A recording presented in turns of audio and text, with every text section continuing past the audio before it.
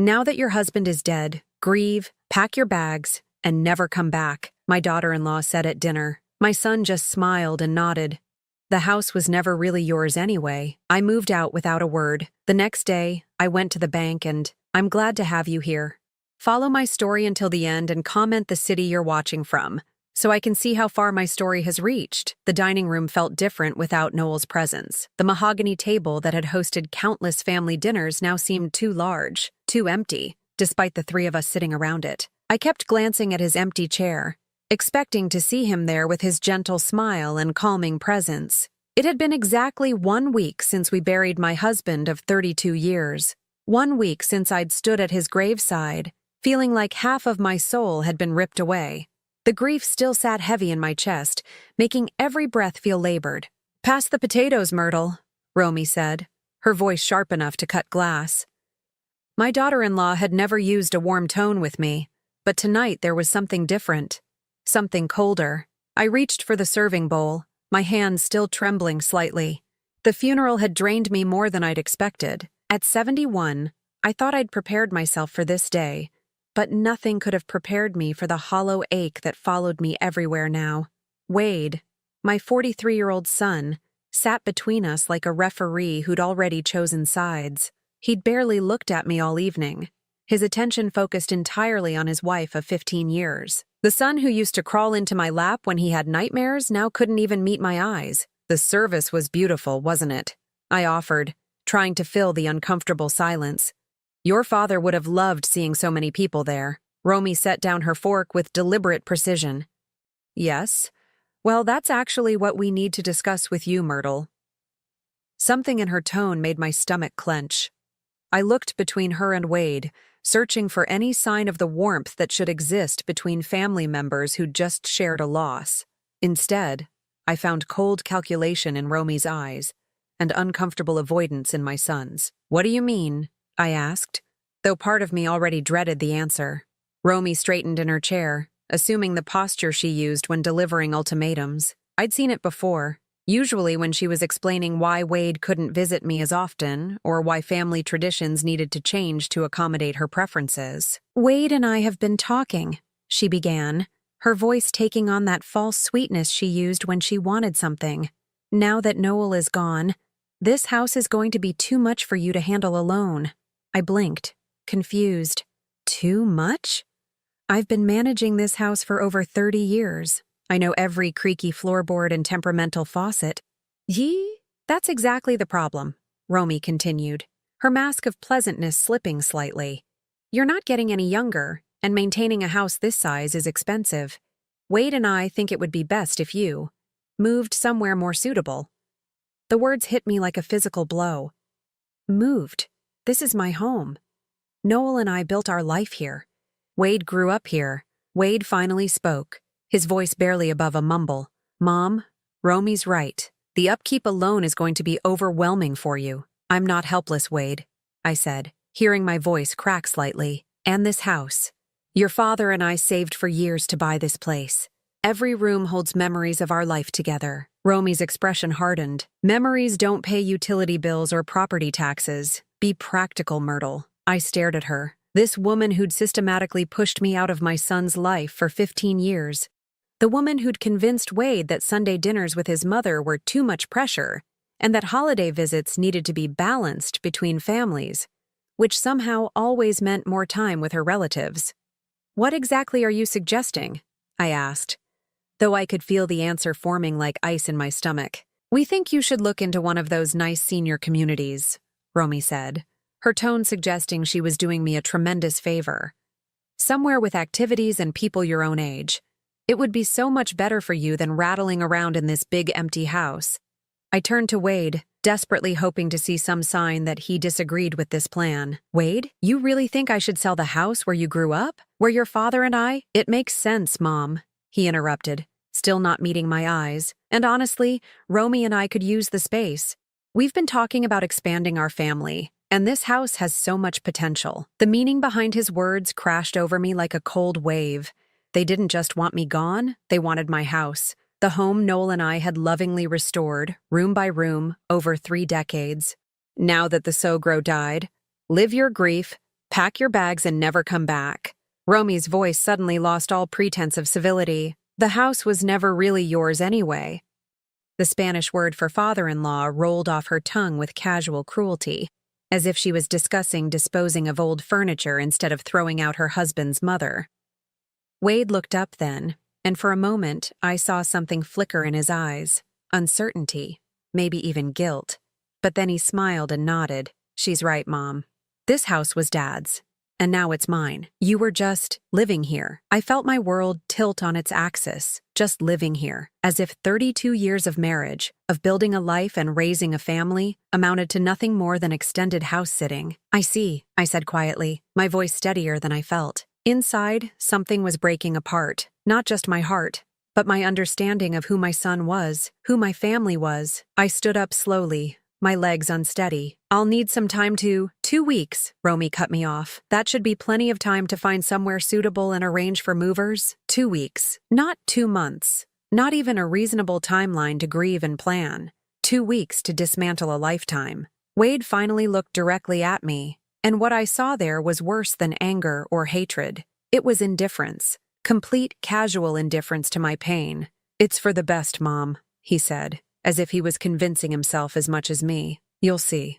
I walked upstairs to the bedroom I'd shared with Noel, each step feeling like I was climbing a mountain. The room still smelled like his cologne, and his reading glasses were still on the nightstand where he'd left them the night before his heart attack. I sat on the edge of our bed and stared at my reflection in the dresser mirror. The woman looking back at me seemed older than 71, her silver hair limp and her blue eyes dulled by shock and grief. In 2 weeks, I would have to leave this room where I'd said goodbye to Noel just 7 days ago. I would have to pack up 32 years of marriage into boxes and surrender it all to a son who'd just told me I'd never really belonged here anyway. But as I sat there in the gathering darkness, something else began to stir beneath the grief and shock. A small, hard kernel of determination. Noel had always been the one who handled our finances, but he'd taught me to be thorough, to pay attention to details. Tomorrow I would start making arrangements. I would call the bank and begin the process of figuring out exactly what I was entitled to. Because if Wade and Romy thought they could just erase me from this family without consequence, they might be in for a surprise. The first thing I needed to do was understand exactly what Noel had left behind, and to whom. The morning sun felt different streaming through the kitchen windows as I sat alone at the breakfast table, nursing my second cup of coffee. 10 days had passed since that awful dinner, and the house felt like it was holding its breath, waiting for me to leave. Wade and Romy had already been by twice to assess the space, measuring rooms and discussing renovations as if I were invisible. Yesterday, I'd overheard Romy on the phone with a contractor, scheduling estimates for once the old woman moves out. I'd spent those 10 days in a strange bubble of numbness, mechanically sorting through belongings and trying to ignore the growing knot of anxiety in my stomach. But this morning, I finally felt ready to face the practical matters Noel would have expected me to handle. The drive to First National Bank took 15 minutes through the familiar streets of our neighborhood. I'd been making this same drive for over 20 years, usually with Noel in the passenger seat handling our banking business while I waited in the car. He'd always been protective of our finances, not because he didn't trust me, but because he said it was one less thing for me to worry about. Now I wished I'd paid more attention. Mrs. Patterson, the bank manager, greeted me with the careful sympathy reserved for recent widows. "Mrs. Henderson, I was so sorry to hear about Noel. He was such a gentleman, always asking about my grandchildren." "Thank you, Helen. He spoke fondly of you, too." I settled into the chair across from her desk, my purse clutched tightly in my lap. "I need to understand my financial situation. Noel handled everything, and I'm afraid I'm rather lost." Helen's expression softened with understanding. "Of course! Let me pull up your accounts." She turned to her computer, fingers clicking across the keyboard. After a moment, her eyebrows rose slightly. "Oh my, is something wrong?" My heart jumped. Had Wade and Romy somehow already gained access to our accounts? "Not wrong exactly, it's just, there are quite a few accounts here. More than I was expecting." Helen's voice held a note of surprise. Let me start with the joint checking account you and Noel used for household expenses. She printed out a statement and slid it across the desk. The balance was modest but comfortable, enough to cover my expenses for several months if I was careful. Relief flooded through me. At least I wouldn't be destitute. Now, Helen continued, there's also a savings account in both your names. Another sheet of paper appeared. This balance was significantly larger, enough to sustain me for years if necessary. That's wonderful, I said, feeling some of the tension leave my shoulders. Noel was always careful about saving. Yes, he was very methodical, Helen agreed, but she was still frowning at her screen. Mrs. Henderson, I'm seeing several other accounts here that I need to verify. Some appear to be in your name only. When was the last time you reviewed your complete financial portfolio with Noel? My name only? I echoed, confused. That doesn't sound right. Noel managed all our finances.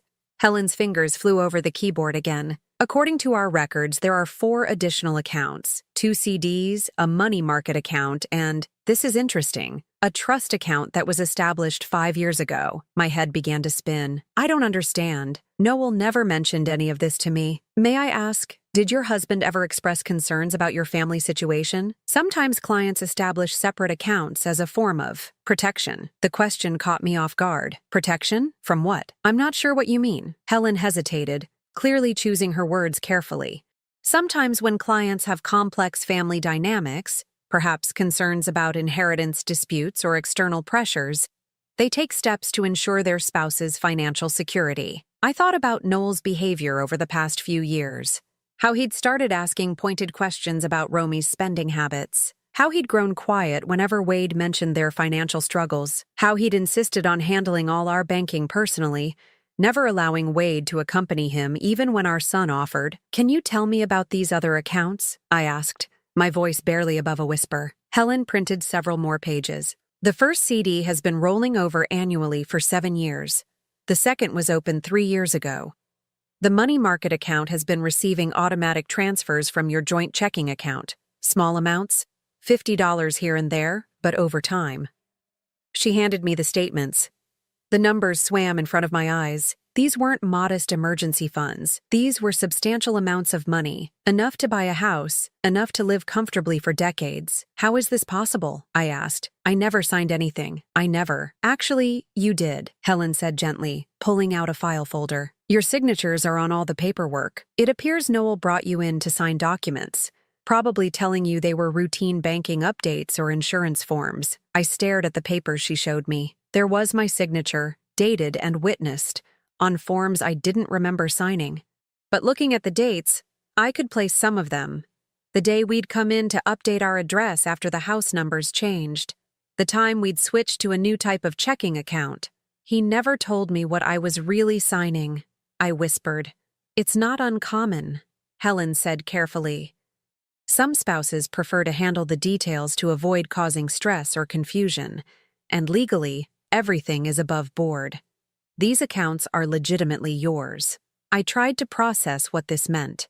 While Wade and Romy were measuring my kitchen and planning their renovations, while they were treating me like a burden to be disposed of, I had resources they knew nothing about. There's one more thing, Helen said, her voice even more cautious now. The trust account I mentioned? It's been receiving transfers from a business account for the past 5 years. The Henderson Construction Trust. I believe that was your husband's company? Yes, but Noel sold the business when he retired. Wade said the money from the sale was barely enough to pay off debts. Helen consulted her screen again. According to our records, the business account is still active. There have been regular deposits and then transfers to your trust account.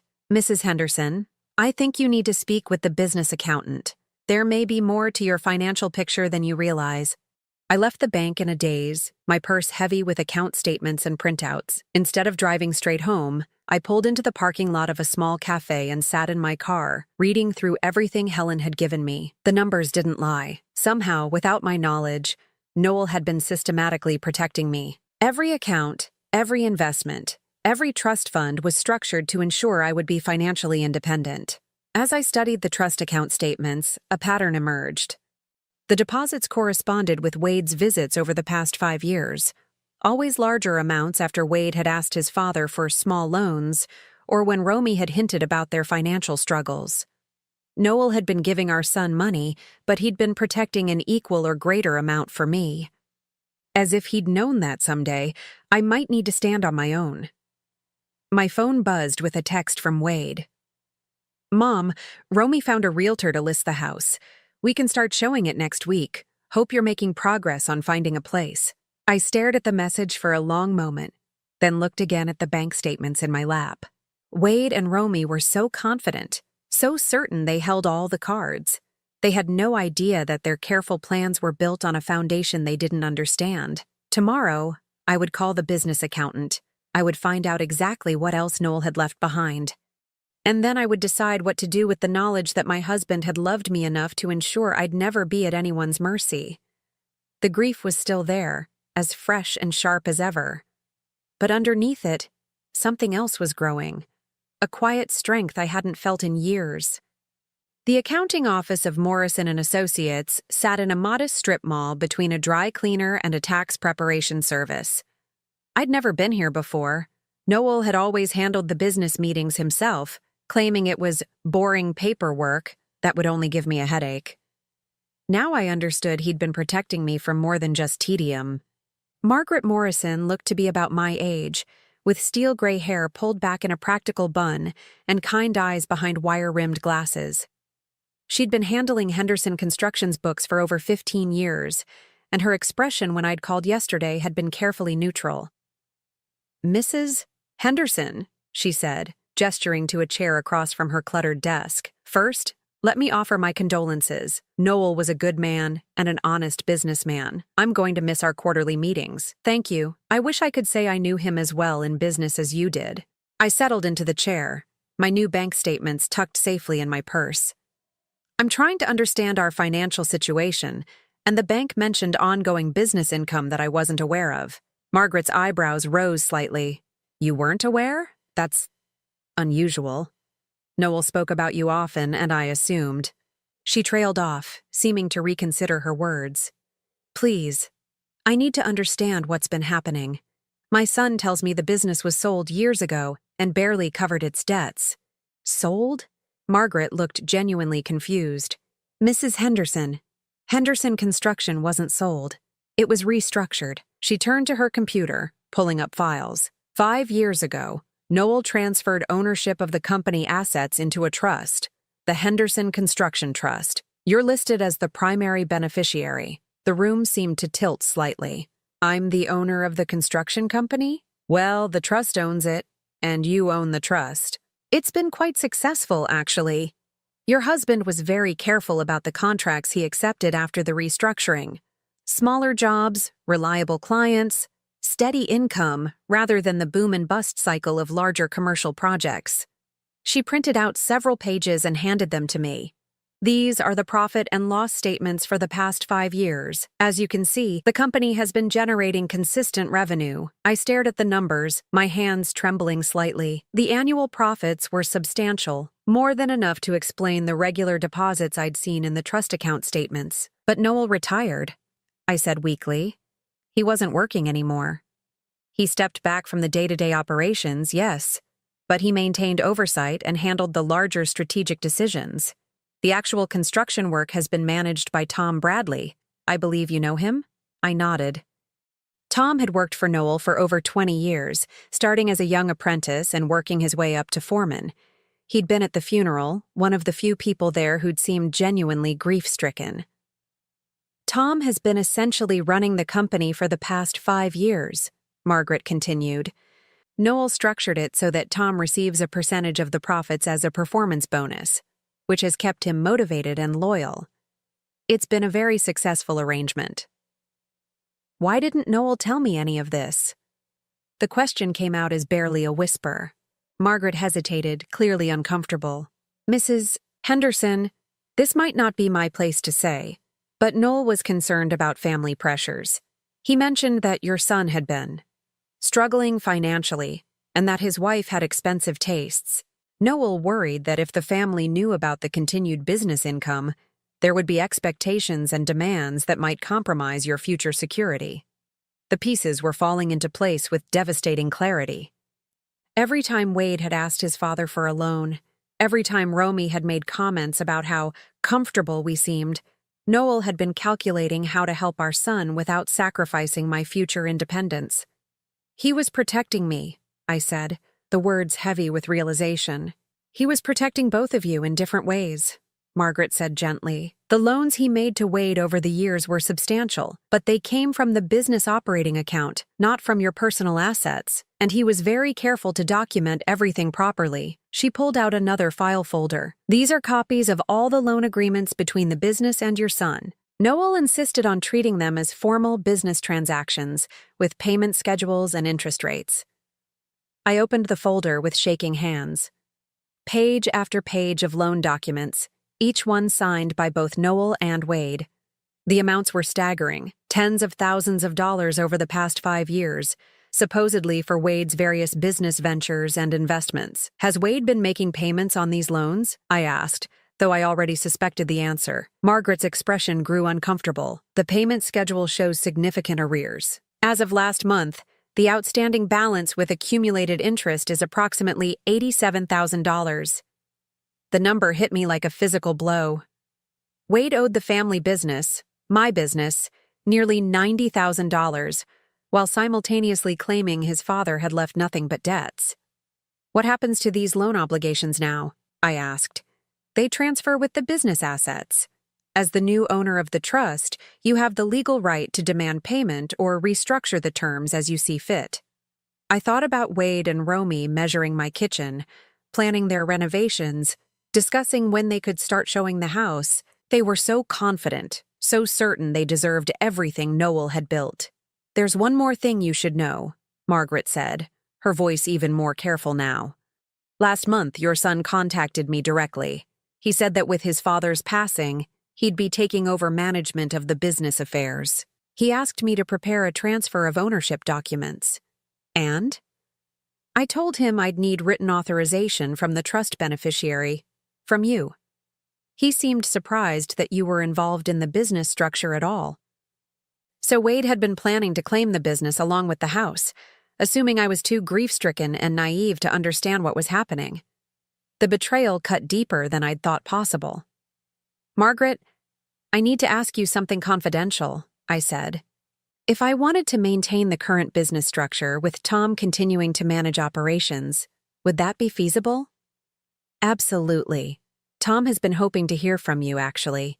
He's concerned about the company's future and his own job security. If you're willing to maintain the status quo, I think you'd find him very reliable and grateful for the opportunity to continue. I gathered up all the papers, my mind reeling with the implications of what I'd learned. The business was mine. The substantial debt Wade had accumulated was real and legally enforceable, and neither he nor Romy had any idea that their plans were built on a foundation of lies and assumptions. I'd like to schedule a meeting with Tom as soon as possible, I said, and I want to understand all of my options regarding the outstanding loans. Of course. Shall I call Tom this afternoon? Yes, please. And Margaret, I'd appreciate it if this conversation remained confidential for now. Absolutely. Client confidentiality is sacred in this business. As I drove home, my phone buzzed with another text from Romy. Myrtle, the realtor wants to schedule a photographer for tomorrow. Make sure the house is clean and decluttered. First impressions matter for potential buyers. I stared at the message for a long moment before tucking my phone away without responding. Let them plan their photography session. Let them imagine their future in my house, spending money they thought they'd inherited. They had no idea that the foundation they were building their dreams on was about to crumble beneath them. That evening, I sat in Noel's study for the first time since his death, surrounded by his carefully organized files.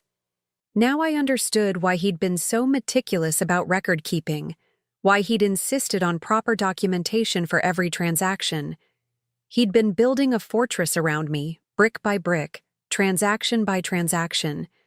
And tomorrow, I would start learning how strong those walls really were. Tom Bradley's weathered hands wrapped around his coffee mug as we sat in my kitchen the next morning.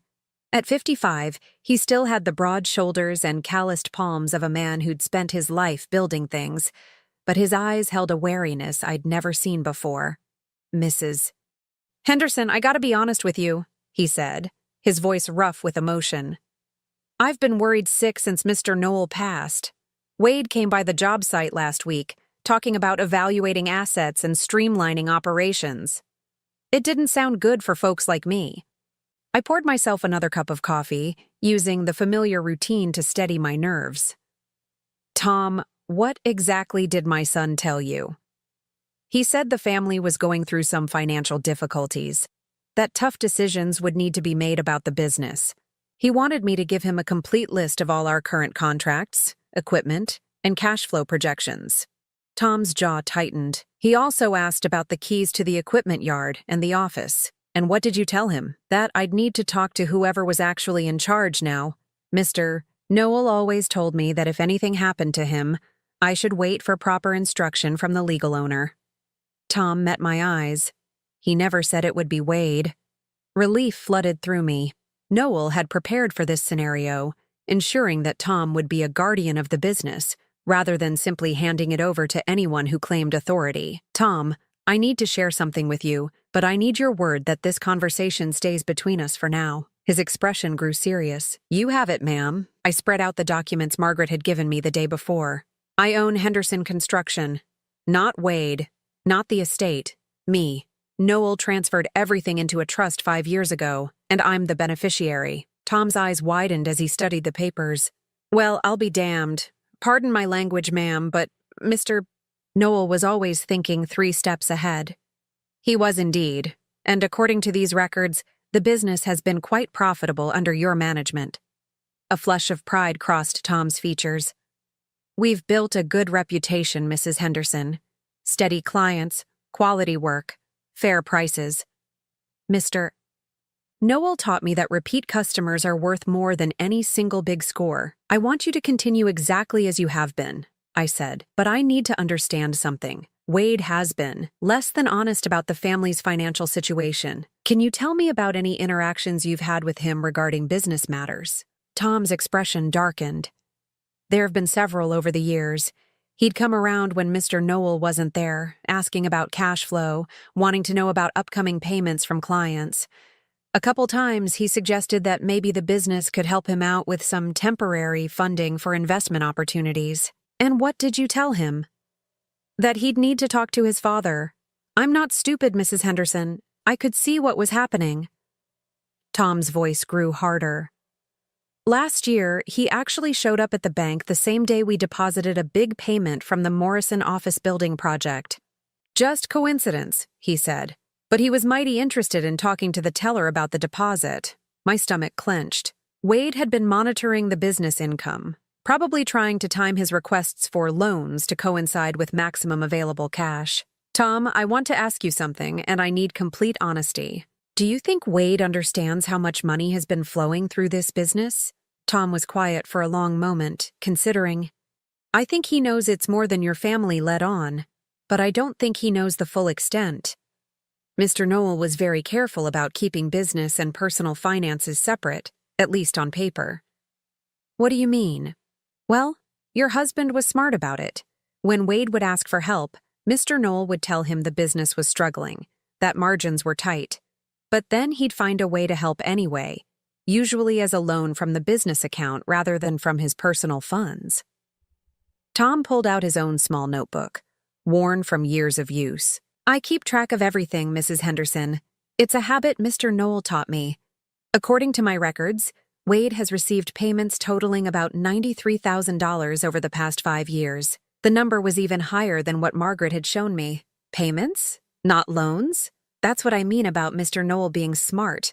He'd structure them as loans on paper, with payment schedules and everything. But he never actually enforced the payment terms. Wade would miss a payment, and Mr. Noel would just let it slide. So Wade thinks he owes nothing. Wade acts like he owes nothing, Tom corrected. Whether he really believes it or just pretends to believe it, I can't say. As if summoned by our conversation, I heard a car door slam in the driveway. Through the kitchen window, I could see Wade's Honda Pilot parked behind Tom's work truck. That's my son, I said quietly. I don't want him to know we've been talking about business matters. Tom nodded and quickly gathered up the papers I'd shown him. Mrs. Henderson, whatever you decide to do, you have my full support. Mr. Knoll was a good man, and he trusted you enough to put everything in your name. That's good enough for me.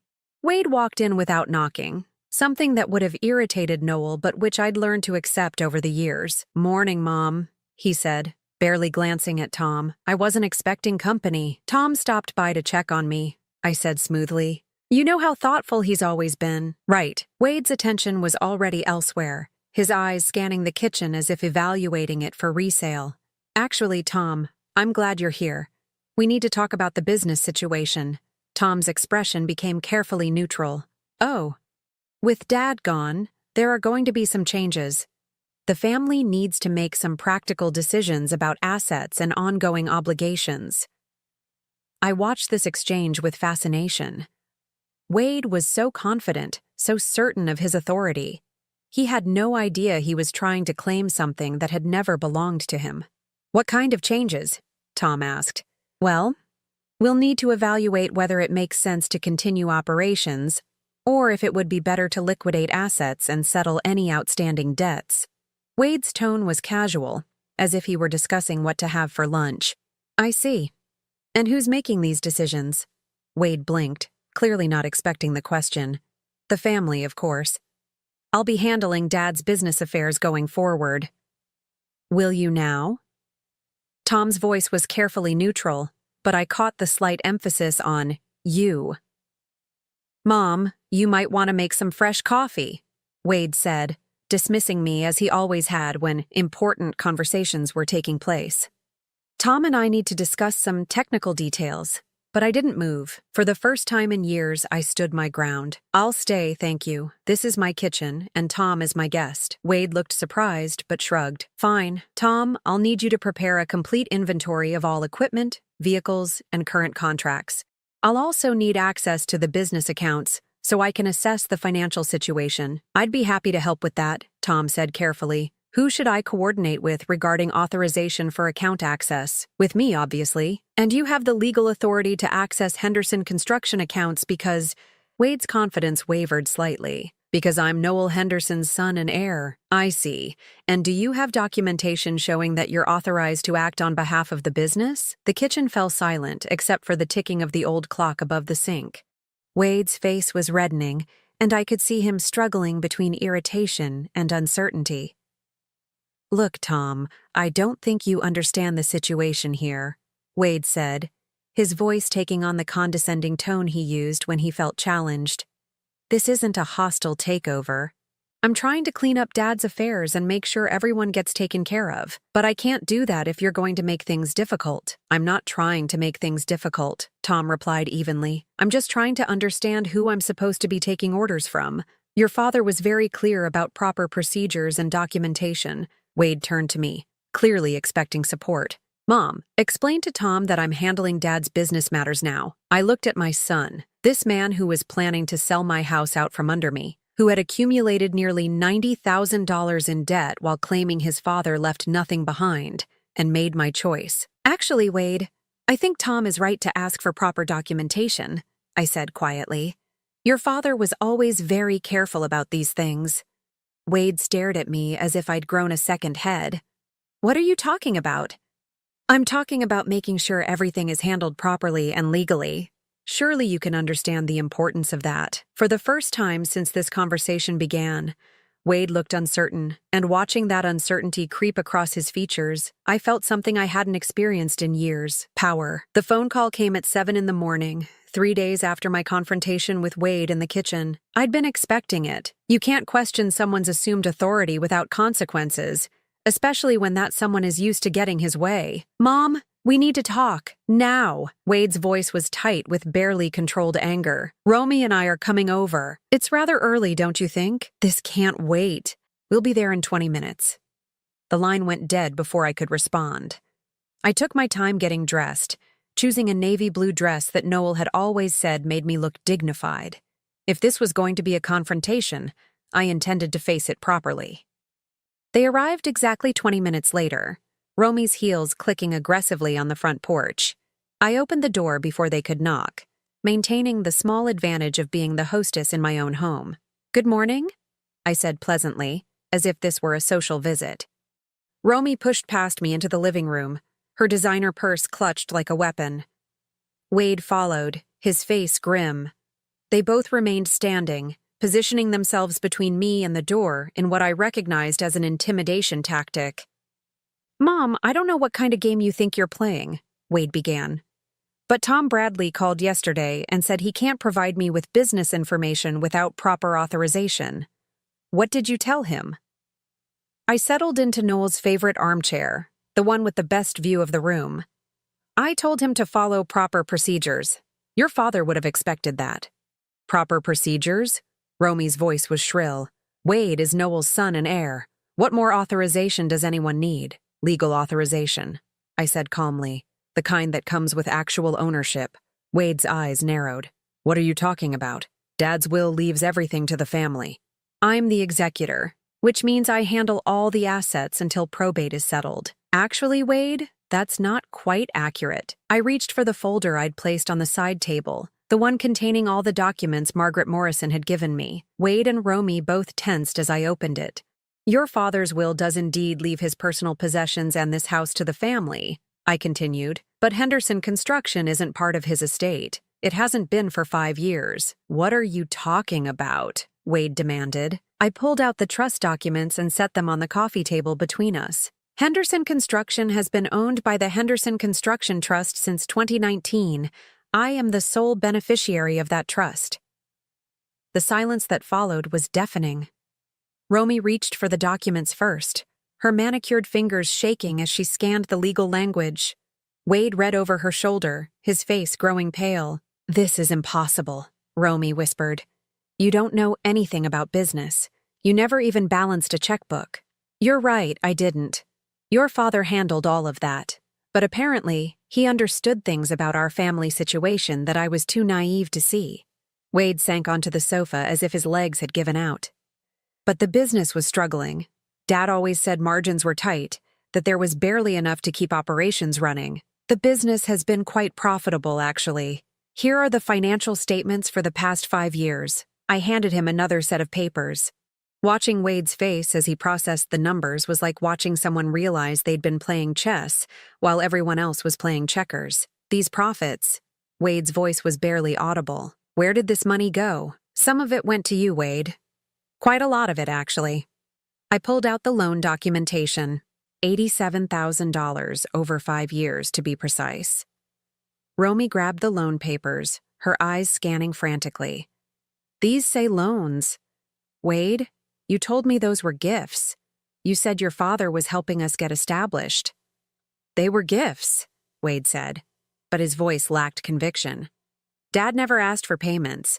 He never even mentioned payment schedules." "Actually, he did," I said quietly. "Margaret Morrison has copies of every conversation, every missed payment, every time your father chose to extend the terms rather than demand what you owed." I watched as the reality of their situation began to sink in. Wade had built his financial life on the assumption that his father's generosity would continue indefinitely. He'd probably borrowed against those expectations, made commitments based on money he thought was his. "But this doesn't change anything," Romy said suddenly, her voice taking on a desperate edge. "The house still goes to Wade. That's worth more than some little construction business." "Is it?" I asked mildly. Romy's eyes flashed with something between anger and panic. "Don't play games, Myrtle. This house is worth at least $400,000. "You're right. It's a lovely property. Of course, there is the matter of the mortgage." Wade looked up sharply. "What mortgage? Dad said the house was paid off." "It was. But 18 months ago your father took out a home equity loan. Quite a substantial one, actually." I pulled out the final set of documents, the ones I'd discovered in Noel's study just yesterday, filed carefully in a folder marked Emergency Funds. "A home equity loan for $350,000, I continued. "The proceeds were transferred into the Henderson Construction Trust account, which means they became part of my inheritance." Romy's face went white. "That's not possible. We would have known.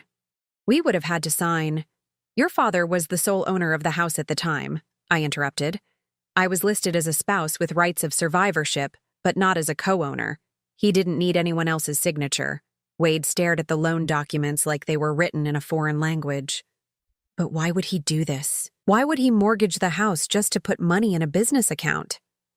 For the first time since this conversation began, I allowed my carefully controlled emotions to show.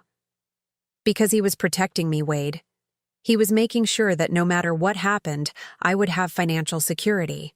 Protecting you from what? Wade's voice was hoarse. From this, I said, gesturing to the scene in front of me. From being thrown out of my own home by family members who saw me as a burden instead of a person. From being left with nothing while everyone else claimed what they thought they deserved. Romy's composure finally cracked completely. You manipulated him. You convinced a dying man to change everything. Your father wasn't dying when he set up these trusts, Romy. He was planning. And the fact that he felt the need to plan for this scenario should tell you something about how he viewed our family dynamics. Wade's hands were shaking as he set down the papers. Mom, surely we can work something out. You don't really want to run a construction business. And the house. This house is our family home. It should stay in the family. It is staying in the family, Wade. It's staying with me. But the mortgage payments, Romy said desperately. How will you afford the mortgage payments? The same way your father intended, with income from Henderson Construction. Tom Bradley assures me the business is quite stable, and Margaret Morrison says the cash flow will easily cover the loan payments with plenty left over for my living expenses. I stood up, smoothing my dress. Now, I believe you mentioned something about moving out? I think that's still an excellent idea. Not for me, of course, but I'm sure you'll find somewhere lovely to start fresh. Wade looked at me as if seeing me for the first time. Mom, you can't be serious. After everything Dad did for you, everything our family means, your father did do everything for me, I interrupted. He loved me enough to make sure I'd never be at anyone's mercy, including my own son's. And now I understand just how much I needed that protection. Romy was already at the door, her face twisted with rage and disbelief. This isn't over, Myrtle. We'll fight this. We'll contest everything. You're welcome to try, I said calmly, but you should know that everything your father did was completely legal and properly documented. Margaret Morrison is very thorough, and she's already provided copies of all relevant documents to my attorney. Wade paused at the door, his expression a mixture of confusion and hurt. I don't understand, Mom. Why are you doing this to us? I'm not doing anything to you, Wade. I'm simply refusing to let you do it to me. After they left, I sat alone in the sudden quiet of my house, and felt something I hadn't experienced in decades. For the first time since I was a young woman, I was completely financially independent. I owed nothing to anyone, and no one could take away what I had. Noel had given me more than money. He'd given me freedom. 6 months later, I stood on the deck of my new oceanfront cottage, watching the morning sun paint golden streaks across the Pacific. The sound of waves against the rocks below had become my daily symphony, replacing the familiar creaks and settling sounds of the old house. The cottage in Mendocino was smaller than the family home, but it was entirely mine. Every piece of furniture, every decorative choice, every room reflected my taste rather than compromises made over 32 years of marriage. I'd discovered, to my surprise, that I had excellent taste when nobody else was offering opinions. Henderson Construction continued to thrive under Tom Bradley's management. He called every Friday afternoon to update me on current projects and upcoming contracts, and quarterly profits were deposited directly into my account. I'd kept my promise to maintain the business exactly as Noel had structured it, and everyone involved seemed happier for the stability. The cottage had been an unexpected discovery. While researching properties in coastal California, I'd learned that Noel had purchased it 3 years ago through the construction trust. Margaret Morrison had found the deed while organizing business assets, along with a note in Noel's handwriting, for Myrtle's retirement, when she's ready for ocean air and no schedule but her own. Even in death, my husband was still taking care of me. This morning was special, though. My lawyer was coming by to finalize the last piece of business from my old life. Wade and Romy had indeed tried to contest the trust arrangements, hiring an expensive attorney who specialized in elder law and financial exploitation cases. It hadn't gone well for them. The investigation had revealed that not only were all of Noel's financial arrangements completely legal and properly executed, but Wade's debt to the business was actually larger than anyone had initially calculated. Interest and penalties brought the total to just over $96,000. The doorbell rang at exactly 10 o'clock. James Patterson, no relation to Helen from the bank, was a precise man who believed punctuality reflected character.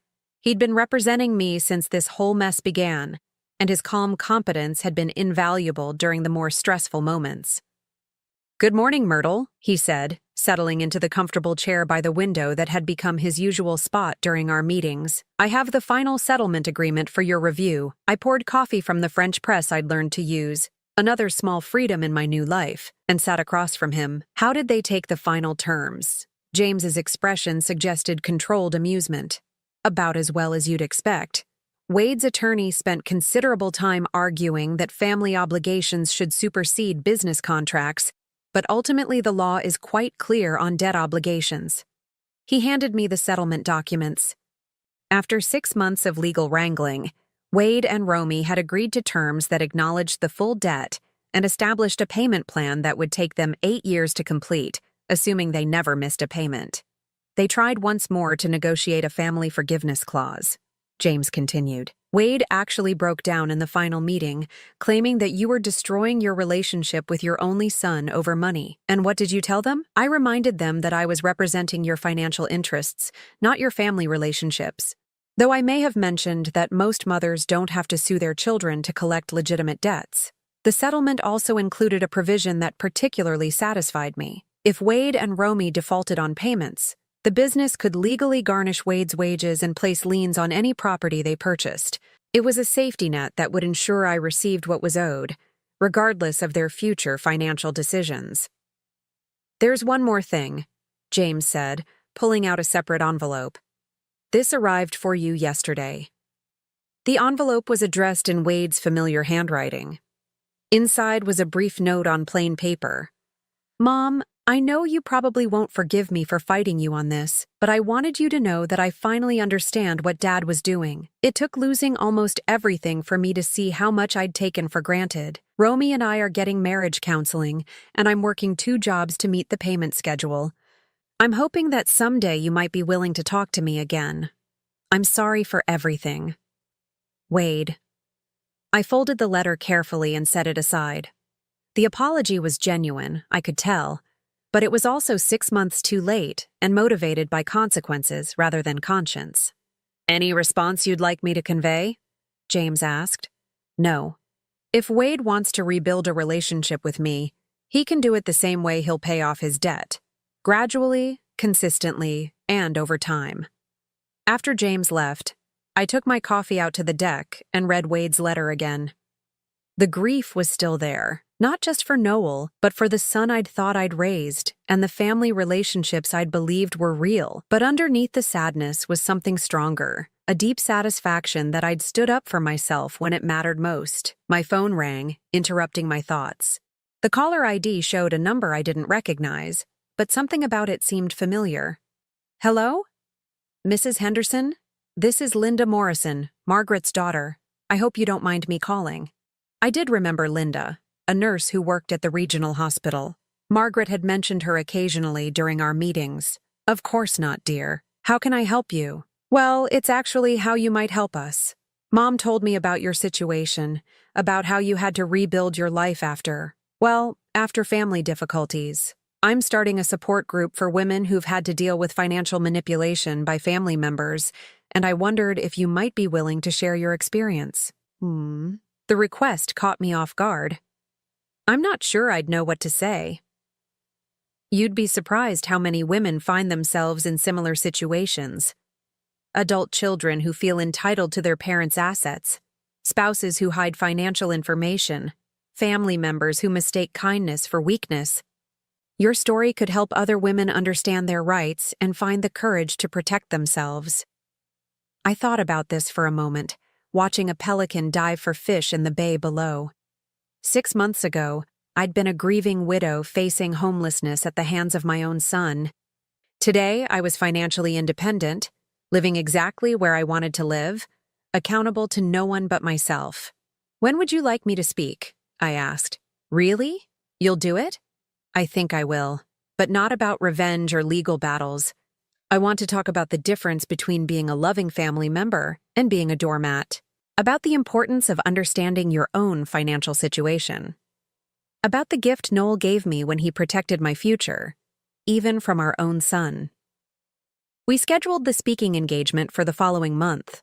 After hanging up, I realized that helping other women navigate similar situations felt like a purpose, a way to honor both Noel's protection and my own hard-won independence. That evening, I did something I'd started doing every night since moving to the cottage.